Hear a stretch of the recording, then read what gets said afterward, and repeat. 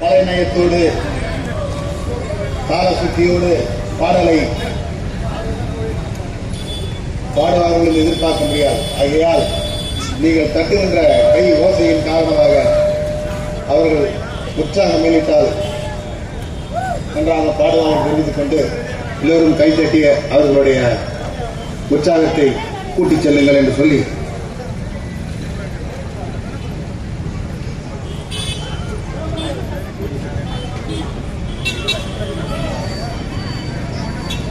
மொழிப்போர் ஈயர் வீர வணக்க நாளில் மொழி விடுதலைக்காக நாம் நம்மை எப்படி அர்ப்பணித்துக் கொள்ள வேண்டும் என்று உங்களிடத்து உரையாற்ற வருகிறார் தோழர் சந்திரசேகரன். வணக்கம். தமிழுக்காக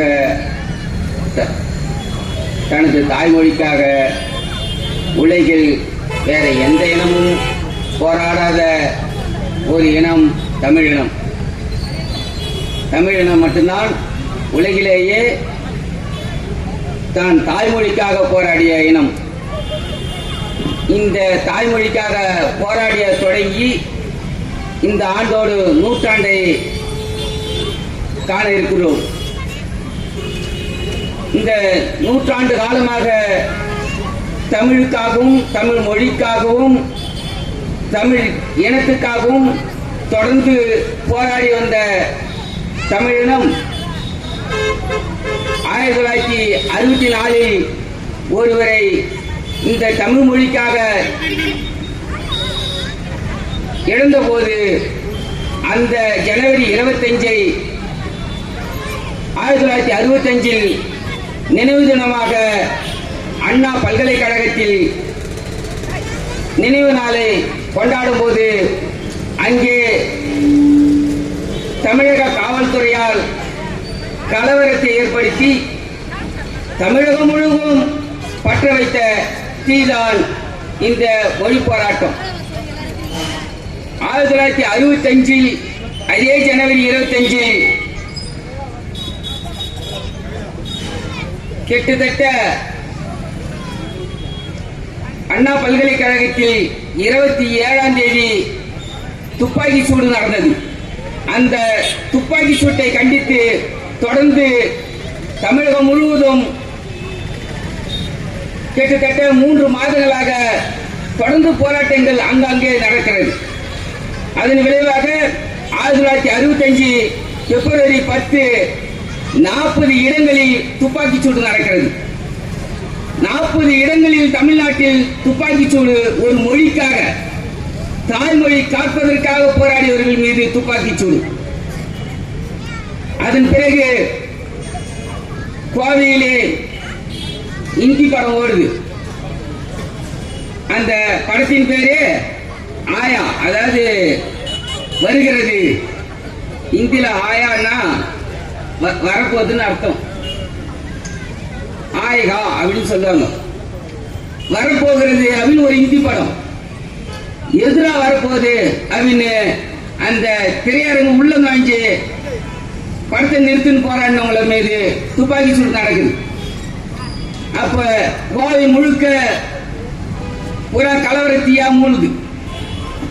அதன் ஒரு பகுதியாக தான் பிப்ரவரி 12ஆம் தேதி பொள்ளாச்சியிலே நடந்த துப்பாக்கி சூடு.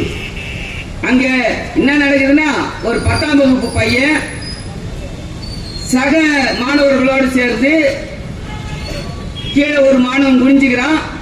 அவன் மீது இன்னொரு மாணவன் ஏறுறான். அவனுக்கு மேல இன்னொரு மாணவன் ஏறி அந்த அஞ்சலகத்திலே இருக்கின்ற இந்திய எழுத்து அழிக்கிறான்.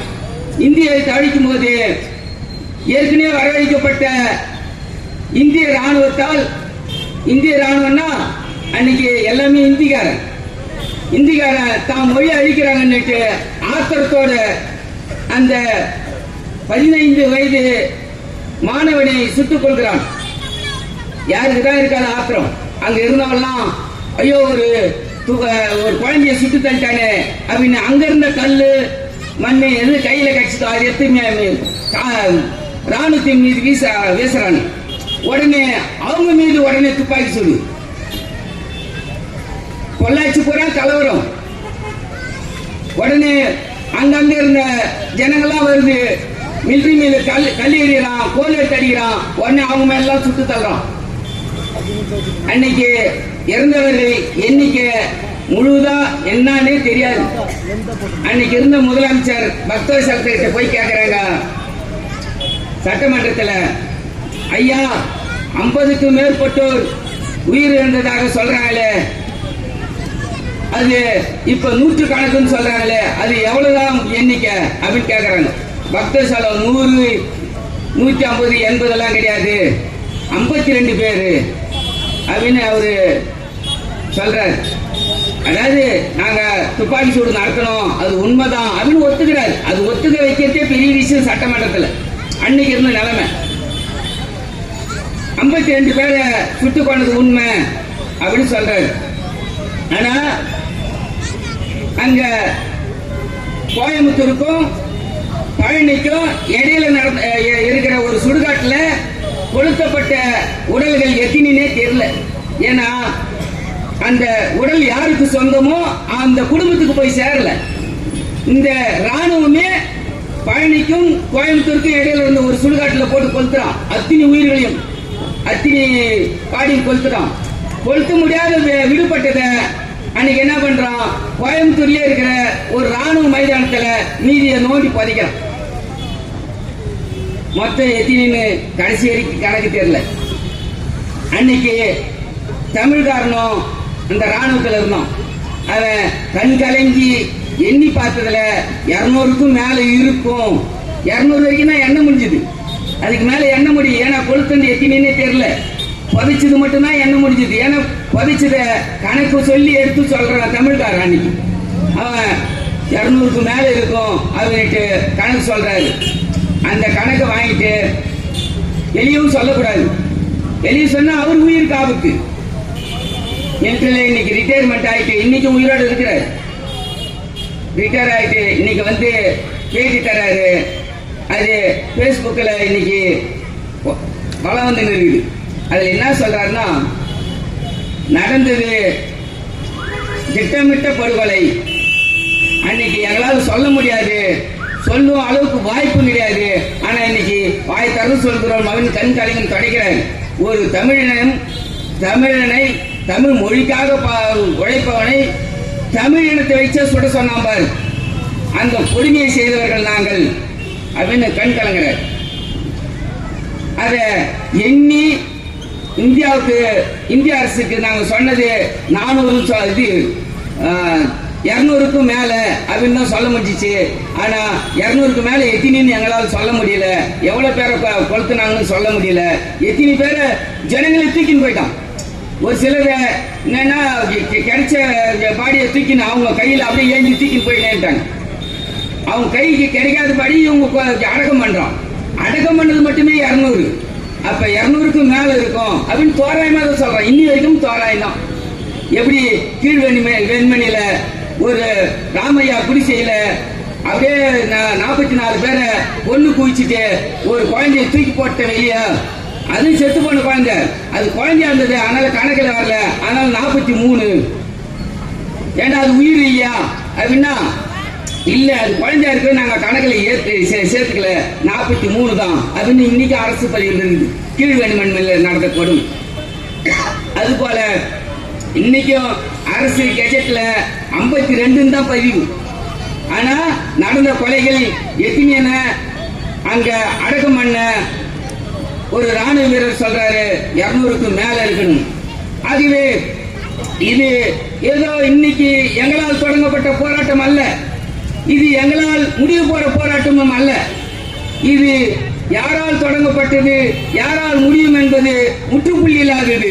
இதுக்கு ஒரே முடிவு என்னன்னா, இந்த தமிழ் தேசிய விடுதலை தான். இந்திய அரசுக்கு அடிமை இருக்க வரைக்கும் இந்திய மொழியை தான் திணிப்பான். ஏன்னா உலகிலேயே ஒரு மொழி ஒரு நாடு அப்படின்னு இருக்குது. அதாவது ஜப்பான் மொழி பேசுறேன்னா ஜப்பான், ஜப்பானீஸ் பேசுறேன்னா ஜப்பான், சைனீஸ் பேசுறேன்னா சைனா, இங்கிலீஷ் பேசுறேன்னா இங்கிலாந்து, ஒரு மொழி பேசுறேன்னா அந்த மொழியின் பேர் தான் அந்த நாட்டுக்கு பேரு. ஒரு ஹோட்டல்ல சாம்பார் எடுத்துன்னு வரேன்னா அவன் பேர் நமக்கு தெரியுமா? டேய் சாம்பார் எடுத்தா அப்படின்னு சொல்லுவோம்.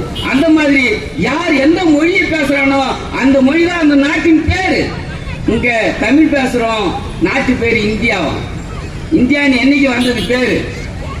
பாராளுமன்றத்தில் 47 சுதந்திரம் வாங்கின பிறகு இந்த நாட்டுக்கு என்ன பேர் வைக்கிறதுன்னு அவங்க ஒண்ணுக்கு ஒண்ணு வாதம் நடக்குது.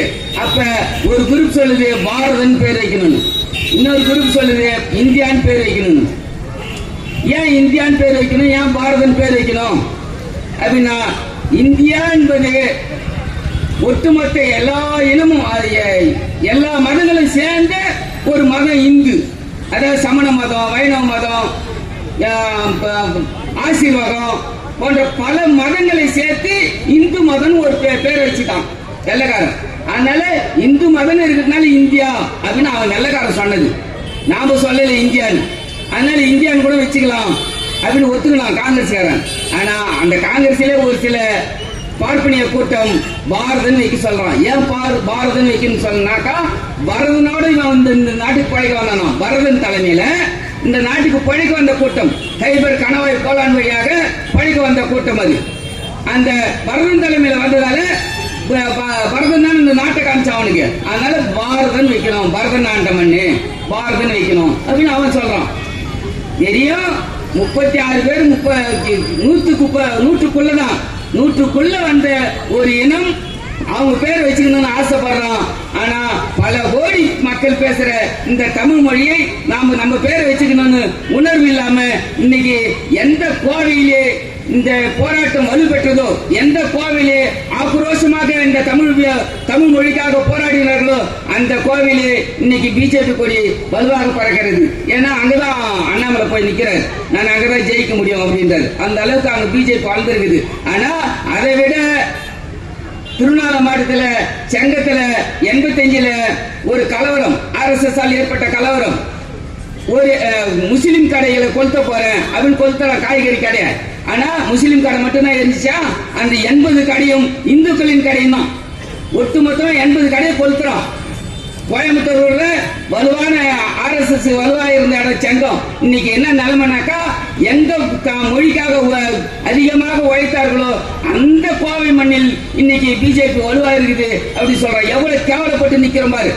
என்னன்னா, இந்த மொழி போராட்டத்தை, இந்த மொழிக்காக உயிர் இருந்தவர்களை தொடர்ந்து இந்த வரலாற்றை நம் மக்களுக்கு போதிக்கவில்லை. மக்களுக்கு போதிக்காததுனால இன்னைக்கு இந்த அருமை பெருமை தெரியாததுனால இன்னைக்கு இதெல்லாம் நடக்குது. அதுவே தோழர்களே, நண்பர்களே, இதுக்கு ஒரு விடிவு என்ன வேணும்னா, ஒரே தீர்வு என்னன்னா தமிழ் தேசிய விடுதலை என்று கூறி விடைபெறுகிறேன். நன்றி, வணக்கம்.